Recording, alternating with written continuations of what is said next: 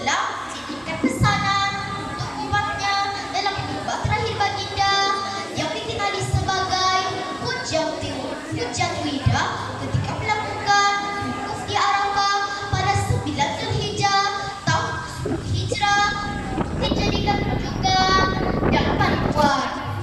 Antara pesanan baginda adalah: pertama, penjagaan hak asasi manusia; kedua, penjagaan harta benda dan penghapusan amanat riba; ketiga, pegangan kepada hak utama yaitu Al-Quran dan Sunnah. Nabi Muhammad SAW ditimpa sakit pada 7 bulan Safar tahun ke-11 Hijrah setelah baginda pulang dari menjarahi tanah perkuburan daging. Baginda ditimpa sakit kepala dan demam yang teruk tak berlanjutan selama beberapa hari. Apabila keadaan semakin berat, baginda meminta izin daripada para isteri baginda untuk berada di rumah Aisyah binti Abu Bakar. Baginda telah dipapa oleh Ali bin Abi Thalib dan Al-Fadl bin Abbas ketika berjalan menuju rumah Aisyah. Para sahabat sangat sedih dengan keadaan Rasulullah. Sebelum wafat, baginda tapi berucap di khalayak ramai. Baginda seolah-olah mengetahui ajalnya sudah hampir melalui wahyu daripada Allah SWT. Firman Allah dalam surah Al-Zumar Al-Maidah ayat ketiga. Bismillahirrahmanirrahim. Al-yawma ya'sal ladzina kafaru min dinihim fala takhshawhum wakhshawun. Al-yawma akmaltu lakum dinakum wa atmamtu alaykum ni'mati wa raditu lakum Islam madinah. Bermaksud, pada hari ini aku telah sempurnakan bagi kamu agama kamu, dan aku telah cukupkan nikmat kepada kamu, dan aku telah edahkan Islam itu menjadi agama untuk kamu. Baginda juga meminta para sahabat daripada golongan Muhajirin agar berbuat baik dengan golongan Ansar. Keadaan baginda semakin tunan. Baginda memanggil anaknya Fatimah, cucu-cucu dan para istri baginda untuk memberikan pesanan. Baginda mengingatkan pesanan berulang kali kepada umatnya agar melihara solat.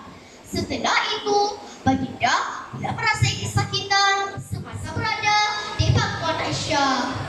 Firman Allah dalam surah Al-Zumar ayat 30 yang bermaksud, sesungguhnya kamu wahai Muhammad akan mati, dan sesungguhnya mereka pula akan mati.